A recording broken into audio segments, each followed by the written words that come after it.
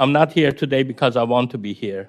I'm here today because I felt that I must come forward because I do not want to see another 787. I do not want to see 787 or 777 crash.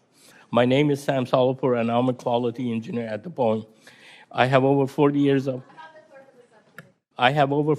of experience as an engineer. I'm not here today because I want to be here. I'm here today because I felt that I must come forward because I do not want to see another 787. I do not want to see 787 or 777 crash. I have serious concerns about the safety of the 787 and 777 aircraft, and I'm willing to take on professional risk to talk about them. First, little bit about me. I came to the United States in 1973 and got a mechanical engineering degree from University of Missouri, where Senator Hawley is from. After that, I worked for companies that they were involved in the space shuttle.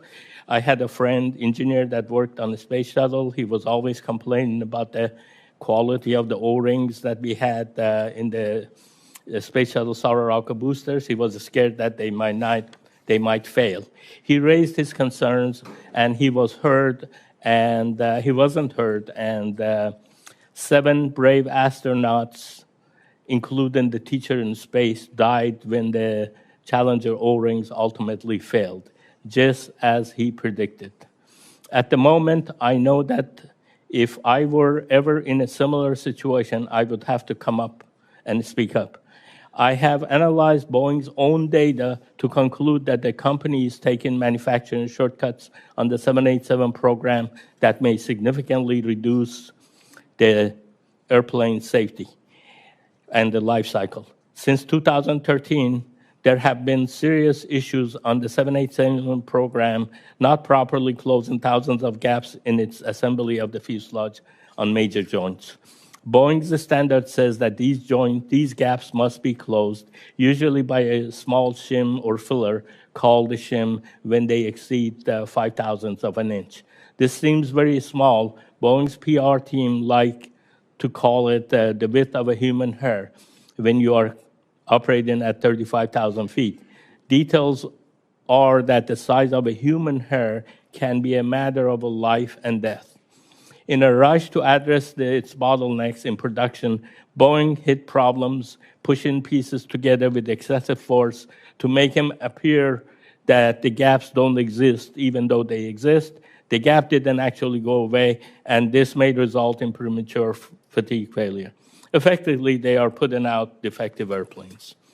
I repeatedly produced reports for my supervisors and Boeing management demonstrating that the gaps in the 787 not being properly measured or shimmed in 2 major joints of the 787.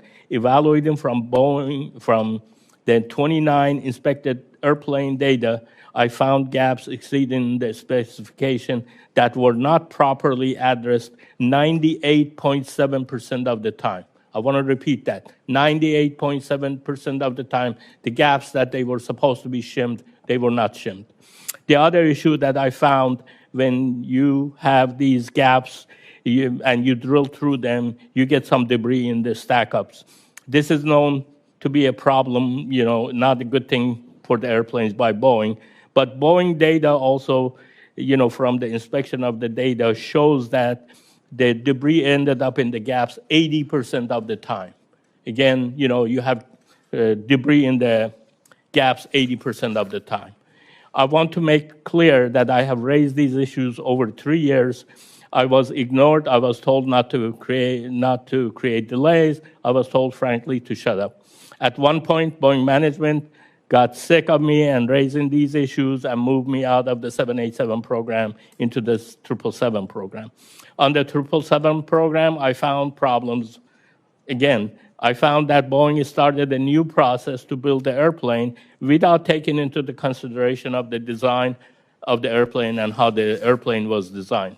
As a result, I witnessed severe misalignment when the planes were assembled. Boeing manufacturing used unmeasured and unlimited amount of force to correct the misalignment. And this also weakens the airplane in the long run. I literally saw people jumping on the pieces of the airplane to get them to align. I call it the Tarzan effect, among other improper methods. Again, I raised concerns internally. I was sidelined. I was told to shut up. I received physical threats. My boss said, I would have killed someone who said what you said in a meeting. And then this is not a safety culture when you get threatened by bringing issues of safety concerns. I hope that your work on this issue signals to Boeing that they must make real changes and get back to building the airplane safely.